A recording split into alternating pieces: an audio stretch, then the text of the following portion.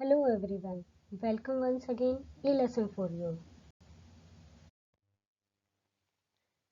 Friends, इस video के first part में हमने आपको वाक्यों का अर्थ, उनके अंग और उनके भेदों के बारे में बताया, जिसमें हमने रचना के आधार पे 3 भेद सरल, संयुक्त और मिश्र वाक्यों की चर्चा की। आज के वीडियो में हम वाक्यों के अर्थ के आधार पर जो भेद है, ये 8 भेद, इनके बारे में पढ़ेंगे। अर्थ के आधार पर वाक्य का पहला भेद है विधिवाचक वाक्य। विधिवाचक वाक्य क्या होता है? जिस वाक्य में किसी काम के होने या करने का बोध होता है उसे विधिवाचक वाक्य कहते हैं। इसके 3 भेद होते हैं: सरल वाक्य, मिश्र वाक्य और संयुक्त वाक्य। जैसे कि हमने पिछले वीडियो में पढ़ा था, सरल वाक्य वे वाक्य होते हैं जिनमें एक उद्देश्य होता है और एक ही मुख्य क्रिया होती है। तो यहाँ पे हम इन्हें उदाहरण से समझते हैं। हम खा चुके या राम सो चुका। यहाँ पर खाना खाने के काम का होने का बोध हो रहा है और या राम के सोने का बोध हो रहा है। तो यहाँ पर विधिवाचक वाक्य है, यहाँ पर ये दोनों काम हो चुके हैं। अब इसका दूसरा भेद है मिश्र वाक्य। मिश्र वाक्य जैसे कि हम जानते हैं, यहाँ 2 वाक्य होते हैं जिसमें बाद वाला उपवाक्य पहले वाक्य पर आश्रित होता है। तो यहाँ पर है मैं खाना खा चुका तब वह आया। तो यहाँ पर बाद वाला वाक्य पहले वाक्य पर आश्रित है और ये विधिवाचक वाक्य है क्योंकि इसमें खाना खाने की क्रिया हो चुकी है और उसके बाद आने की क्रिया हुई है। तो यहाँ पे कि दोनों ही कामों के होने का बोध हो रहा है, खाना भी खा चुका और वह आ भी गया। फिर इसका एक और उदाहरण देखते हैं। राम सो चुका तब सीता आई। तो यहाँ पर राम के सोने का जो कार्य है वह भी हो चुका और सीता भी आ गई है, लेकिन राम के सोने के बाद सीता आई। तो यहाँ पर बाद वाला उपवाक्य पहले वाक्य पर निर्भर है। तो यहाँ पे ये मिश्र विधिवाचक वाक्य हुआ। फिर इसका तीसरा भेद है संयुक्त वाक्य। संयुक्त वाक्य भी जैसे हम जानते हैं कि 2 या 2 से अधिक वाक्य योजक शब्दों से जुड़े होते हैं। जैसे इसे उदाहरण से समझते हैं।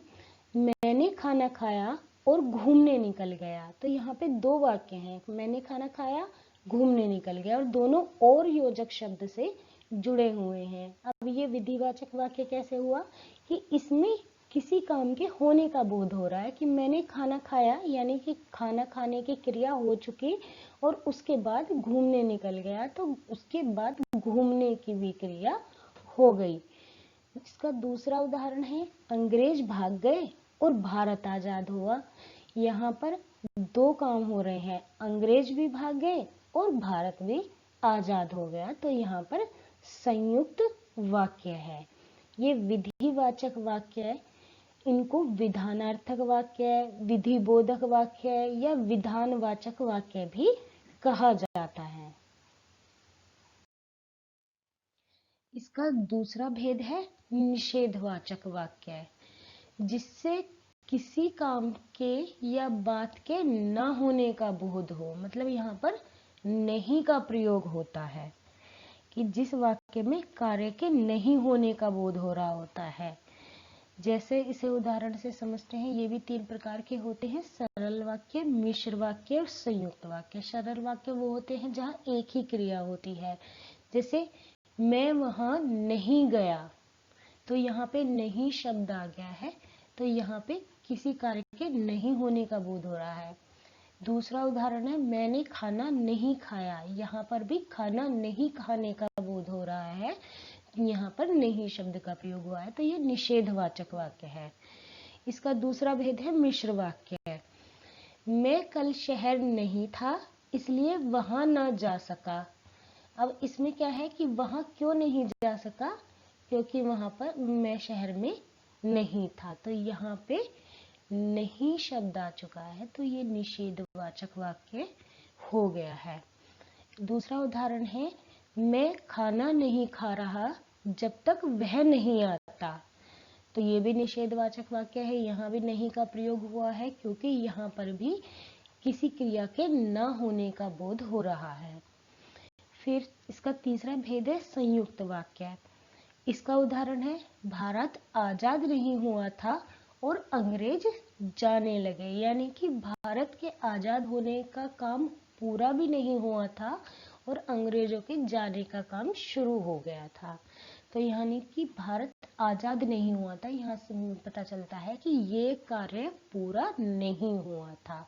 तो यहाँ भी निषेधवाचक वाक्य है। अब इसके दूसरे पार्ट में यानी कि अंग्रेज जाने लगे, ये जो उपवाक्य है यह पहले वाक्य पर आश्रित है। ठीक है, ये दोनों और संयोजक शब्द से जुड़े हुए हैं। यही संयुक्त वाक्य होते हैं जो संयोजक शब्द से दो वाक्य जुड़े हुए होते हैं। फिर है मैं वहां नहीं गया और इसलिए उससे मिल न सका। तो मैं वहां नहीं गया था और इसलिए उससे मिल न सका, ये भी निषेधवाचक वाक्य है, क्योंकि यहाँ पर भी नहीं शब्द आया है, क्योंकि वहां पर जाने की क्रिया हुई ही नहीं, ये कार्य हुआ ही नहीं। और ये दो उपवाक्यों को और योजक शब्द से जोड़ता है, तो ये संयुक्त निषेधवाचक वाक्य है। अगला भेद है इसका प्रश्नवाचक वाक्य है। जिस वाक्य से किसी प्रकार के प्रश्न पूछे जाने का बोध होता है उसे प्रश्नवाचक वाक्य कहते हैं। जैसे इसे भी उदाहरण से समझ लेते हैं। तुम कहाँ जा रहे हो? क्या उसने खाना खाया? यह बच्चा किसका है? क्या आज बैंक खुला है? भोजन किसने नहीं किया? तो इन सभी उदाहरणों में कोई ना कोई प्रश्न पूछा जा रहा है। यहाँ पर प्रश्न सूचक शब्द है, कहाँ, क्या, किसका, किसने। तो जहाँ वाक्य में इस तरह के प्रश्न सूचक शब्द होते हैं, यहाँ के कोई प्रश्न पूछा जा रहा होता है, वहाँ प्रश्नवाचक वाक्य होता है। अब इसका अगला भेद है आज्ञावाचक वाक्य। जिस वाक्य में आज्ञा, उपदेश, प्रार्थना, अनुमति आदि का बोध होता है उसे आज्ञावाचक वाक्य कहते हैं। इसे भी उदाहरण से समझते हैं। इसमें सबसे पहले है विद्यालय समय पर पहुंच जाना चाहिए। तो इस वाक्य में जो अर्थ मिल रहा है वह उपदेश का मिल रहा है कि हमें विद्यालय लेट नहीं पहुंचना चाहिए, हमें विद्यालय हमेशा समय पर पहुंचना चाहिए। दूसरा उदाहरण देखते हैं, जाओ पानी लेकर आओ। तो यहाँ पे इस वाक्य में आज्ञा देने का बोध हो रहा है। अगला उदाहरण है मुझे चलना चाहिए। यहाँ पर अनुमति मांगी जा रही है जाने के लिए। फिर है मुझे एक दिन का अवकाश दे दीजिए। यहाँ पर प्रार्थना किए जाने का बोध हो रहा है। इस वाक्य से पता चलता है कि किसी से प्रार्थना कर रहे हैं कि मुझे एक दिन का अवकाश चाहिए। अब अर्थ के आधार पर वाक्य के अगला भेद है संदेहवाचक वाक्य। जिस वाक्य से किसी कार्य के होने में संदेह का बोध होता है उसे संदेहवाचक वाक्य कहते हैं। जैसे शायद मेरी लॉटरी निकल आए। तो यानी कि यहाँ पर कुछ भी निश्चित नहीं है, यहाँ पर शायद शब्द आ गया है जिसकी वजह से कार्य के होने में संदेह का बोध हो रहा है कि शायद मेरी लॉटरी निकल आए। तो यहाँ पे कार्य के होने में संदेह है कि निश्चित नहीं है, कार्य होगा ही। फिर है हो सकता है मैं घूमने चला जाऊं। तो घूमने जाने की क्रिया निश्चित नहीं है, उसके होने में संदेह है कि हो सकता है मैं घूमने जाऊं और हो सकता है ना भी जाऊं। तो कार्य के होने में संदेह है। यहाँ पर शायद कल मैं ना आऊं। तो कल आने में भी निश्चितता नहीं है, उसमें भी संदेह है। हो सकता है आऊं और हो सकता है ना आऊं।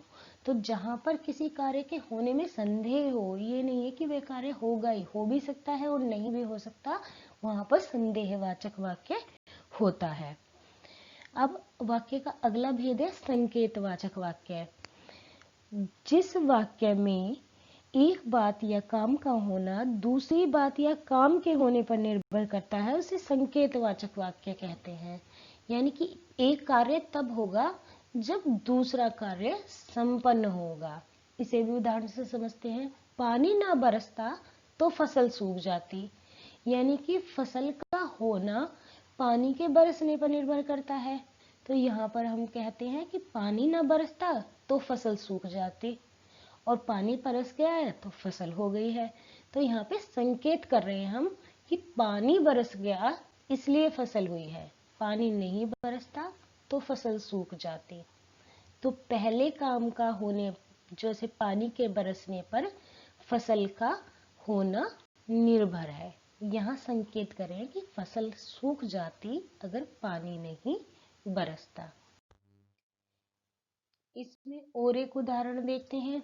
यदि खान पान पर ध्यान दोगे तो स्वस्थ रहोगे।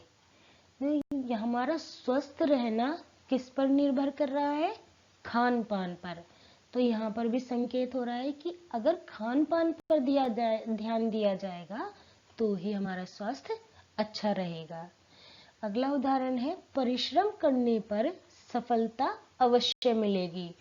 तो सफलता किस पर निर्भर करती है? परिश्रम करने पर। तो सफलता के लिए किसके होने का संकेत किया जा रहा है? परिश्रम के होने पर। तो यहाँ पर भी संकेतवाचक वाक्य है। यदि सावधानी बरती जाए तो दुर्घटना रोकी जा सकती है। तो दुर्घटना का रोका जाना निर्भर करता है सावधानी बरतने पर। तो सावधानी की तरफ संकेत किया जा रहा है कि यदि सावधानी होगी तो दुर्घटना नहीं घटेगी। अब इसका अगला भेद है इच्छावाचक वाक्य। जिससे या जिस वाक्य में किसी प्रकार की इच्छा, शुभकामना या आशीर्वाद आदि देने का बोध हो, वह इच्छावाचक वाक्य होता है। इसे उदाहरण से समझते हैं। जैसे हम कहें विजयी भव, तो हमने किसी को शुभकामना, आशीर्वाद दिया है। या हम कहें काश मैं एवरेस्ट छू पाता, तो ये हमारी इच्छा है कि काश मैं ऐसा कर पाता। फिर हम नव वर्ष की हार्दिक शुभकामनाएं किसी को बोले, तो यानी कि हमने शुभकामना दे रहे हैं।